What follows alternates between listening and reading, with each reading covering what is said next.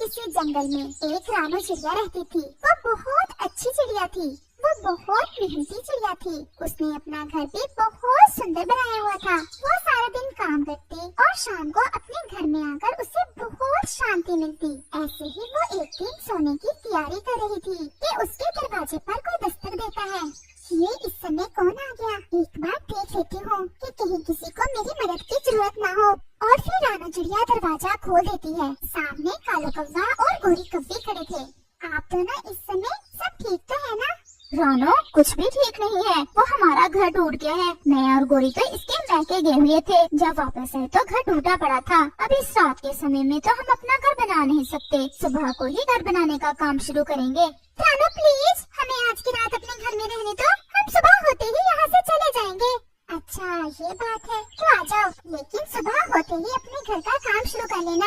हाँ हाँ रानो, तुम चिंता ना करो। हम सुबह होते ही अपने घोंसले का काम शुरू कर देंगे। तुम एक नेकी और कर दो, कुछ खाने को ही दे दो। भूख बहुत लग रही है। और फिर रानू चिड़िया उन्हें खाने को भोजन दे देती है और फिर वो सब सो जाते हैं। अगली सुबह रानू चिड़िया मुंह अंधेरे ही उठ जाती है, जबकि कालू कौवा और गोरी कव्वी अभी तक सो रहे थे। कालू भैया, अब आप उठ जाएं, सुबह हो गई है। अब आपको जाना चाहिए और अपने घोंसले का काम शुरू कर देना चाहिए। रानो चिड़िया, बस उठने ही वाला हूँ। कल दूसरे जंगल से सफर करके आया था, इसलिए थकावट कुछ ज्यादा ही हो गई है। तुम जाओ, मैं भी गोरी को उठाकर अभी चला जाता हूँ। और फिर रानू चिड़िया चली जाती है और कालू कौवा फिर से सो जाता है।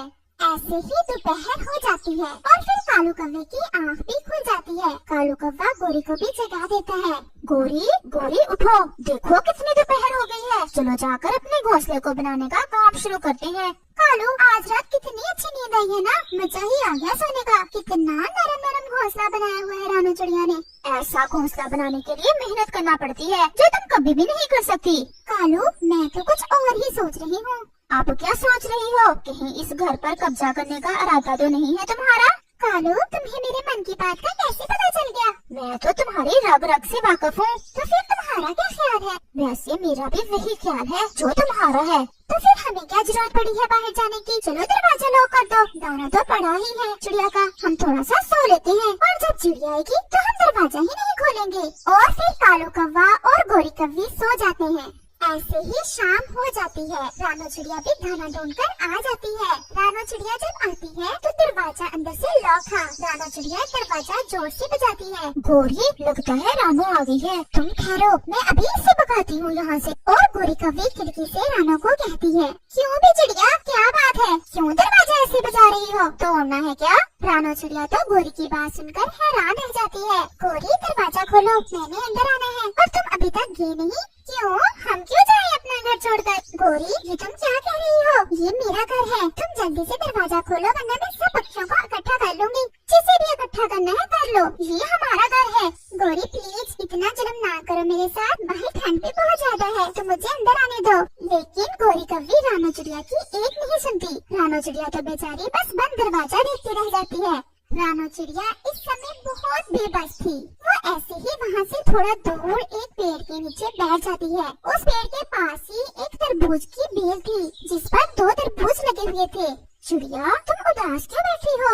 वो कालू और गोरी ने मेरा घर मुझसे छीन लिया है। अब आप ही बताएं, मैं क्या करूं? सर्दी भी इतनी ज्यादा है, मैं रात कैसे गुजारूंगी? चिड़िया, क्या मैं तुम्हारी मदद कर सकता हूँ? आप मेरी मदद कैसे कर सकते हैं? आप तो एक तरबूज हैं। रानू चिड़िया, ये जो मेरे साथ तरबूज पड़ा है, तुम चाहो तो इसे अपना घर बना सकती हो। मैं तरबूज को कैसे अपना घर बना सकती हूँ? बस थोड़ा सा इसमें सुराख कर लो। ये अंदर से खोखला है और फिर तुम इसके अंदर अपना घर बना लेना। ये तुम्हें ठंड से बचा लेगा। मुझे इसकी बात मान लेनी चाहिए, वरना इस ठंड में तो मैं मर जाऊंगी। और फिर चिड़िया उस तरबूज के अंदर एक सुराख करती है। वो तरबूज तो अंदर से सच में खोखला था और उसके अंदर नरम नरम घोंसला भी था। रानू चिड़िया उस तरबूज के अंदर चली जाती है। रानू चिड़िया को तरबूज के अंदर बहुत ज्यादा गर्माइश मिलती है और वो आराम से सो जाती है। अगली सुबह रानू चिड़िया फिर जल्द ही उठ जाती है और दाने की तलाश में निकल जाती है। दूसरी तरफ कालू कौवा और गोरी कव्वी भी रानू चिड़िया के घोंसले में बहुत मौजें कर रहे थे। कालू, देखा मैंने रानू चिड़िया को कैसे डराया? वो दोबारा नहीं आई हमसे अपना घर वापस लेने। कोई वैसे तुम हो बड़ी शैतान, दूसरों की चीजों पर कब्जा करना तो कोई तुमसे सीखे। अब चलो थोड़ा बहुत भोजन भी ढूंढ लाएं। रानों का जमा किया हुआ भोजन तो तुम एक ही दिन में खत्म कर चुकी हो। कालू, मेरे खाने पे ना नजर रखा करो, पहले ही मैं बहुत कमजोर होती जा रही हूँ। और फिर वो दोनों भोजन की तलाश में चले जाते हैं। वो दोनों उसी पेड़ के पास चले जाते हैं जिसके नीचे रानो चिड़िया का तरबूज वाला घर था। गोरी की नजर अचानक से रानो चिड़िया पर पड़ती है। वो तरबूज के अंदर चली जाती है। कालू, वो देखो रानो, वो तो उस तरबूज के अंदर चली गई। ये कैसे हो सकता है? चलो जाकर देखते हैं कि क्या साहसिक कार्य है। गोरी, आखिर तुम्हें चैन क्यों नहीं आ रहा? रानो चिड़िया के घर पर तो कब्जा कर ही लिया तुमने, अब तुम्हें क्या लगे वो जिधर भी जाए। कालू, तुमने नहीं जाना तो ना जाओ, मैं तो जा रही हूँ। और गोरी कौवी ऐसे कहते हुए वहाँ से चली जाती है और वो उस तरबूज के पास चली जाती है और देखती है कि उस तरबूज के अंदर तो एक बहुत सुंदर सा घर बना हुआ था और रानो चिड़िया उसमें आराम से बैठी हुई थी। गोरी को तो वो घर बहुत पसंद आया था। उसका मन कर रहा था कि वो तुरंत ही रानो चिड़िया से वो घर भी छीन ले और फिर वो वहाँ से वापस आ जाती है। देखा ही हो रानो चिड़िया को। कालू, वो तो बहुत सुंदर घर है, मैं तुम्हें क्या बताऊँ उस घर के बारे में। मुझे तो वही घर चाहिए। तुम्हारा दिमाग तो खराब नहीं हो गया? इसमें मैं तुम्हारी कोई मदद नहीं करूँगा। मदद तो तुम्हें करना होगी क्योंकि वो घर भी हम दोनों का ही होगा। और वैसे भी रानो को तो उसका पहले वाला घर तो मिल ही जाएगा ना। लेकिन रानो कभी भी नहीं मानेगी। हमने कौन सा रानो से मांगना है, हमने तो बस कब्जा करना है उसके घर पर।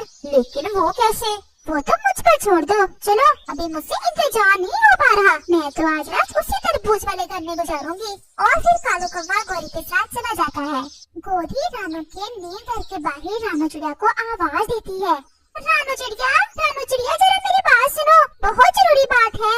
और रानो चिड़िया गोरी की आवाज सुनकर बाहर आ जाती है। अब क्या बात है, क्यों आई हो मेरे पास? रानो, मैं तुम्हें बुलबुल का संदेश देने आई हूँ। उसकी तबीयत तो बहुत ही खराब है। तोता भी कह रहा था कि शायद बुलबुल का आखिरी समय आ गया है। बुलबुल तुम्हें बुला रही है, वो तुमसे एक बार मिलना चाहती है। गोरी की बात सुनकर रानो चिड़िया तुरंत वहाँ से चली जाती है। गोरी, इस बार रानो खामोश नहीं बैठेगी। तुम अभी भी बाज आ जाओ अपनी हरकत से। लेकिन गोरी के दिमाग में तो रानो के घर पर कब्जा करने का भूत सवार था। वो तुरंत ही घर के अंदर जाकर घोंसले में बैठ जाती है और कालू कौवा भी बेबस होकर गोरी के पीछे चला जाता है। रानो चिड़िया जब बुलबुल के घर पहुंचती है तो बुलबुल तो बिल्कुल ठीक थी। बुलबुल, क्या हुआ है तुम्हें? रानो, मुझे तो कुछ भी नहीं हुआ है, मैं तो अच्छी बनी हूँ तुम्हारे सामने। गोरी ने एक बार फिर से मुझे धोखा दे दिया। क्या हुआ रानो? मैं तुम्हें बाद में बताऊंगी, अभी मुझे जल्दी से जाना होगा। और रानो चिड़िया जल्दी से वहाँ से चली जाती है। जब वो अपने तरबूज वाले घर में पहुँचती है तो देखती है कि गोरी और कौवा तो उसके घर में घोंसले के अंदर बैठे हुए थे। गोरी, तुमने मुझसे झूठ बोला और अब तुम मेरे घर के अंदर क्या कर रही हो? चलो निकल जाओ यहाँ से। वो तो अब हम नहीं निकलेंगे, तुम जाओ यहाँ से और ले लो अपना पहले वाला घर। मुझे तो अब ये घर पसंद आ गया है। और रानो चिड़िया वहाँ से खामोशी से चली जाती है। ये रानो ने कोई शोर क्यों नहीं डाला? चुप करके इतनी आसानी से कैसे चली गई? गोरी, मुझे तो लगता है ये रानो की खामोशी हमें ले डूबेगी। तुम कभी अच्छी बात ना निकालना मुंह से, जैसी काली शक्ल वैसी ही बात करते हो। और कालू कौवा खामोश हो जाता है और फिर ऐसे ही रात हो जाती है और साथ ही हो जाती है और फिर तेज बारिश शुरू हो जाती है। रानो चिड़िया तो अपने घर में बैठी बारिश के मजे ले रही थी, जबकि ज्यादा बारिश होने के कारण जमीन पर हर तरफ पानी ही पानी हो जाता है, जिस कारण तरबूज वाला घर पानी के ऊपर तैरने लगता है। गोरी की तो चीखें निकल रही थी। देखते ही देखते वो तरबूज पानी में डूब जाता है और जालन अपने अंजाम को पहुंच जाता है। इस कहानी से हमें सीख मिलती है कि हमें कभी भी किसी की चीज पर कब्जा नहीं करना चाहिए, क्योंकि बुरे काम का अंत भी बुरा ही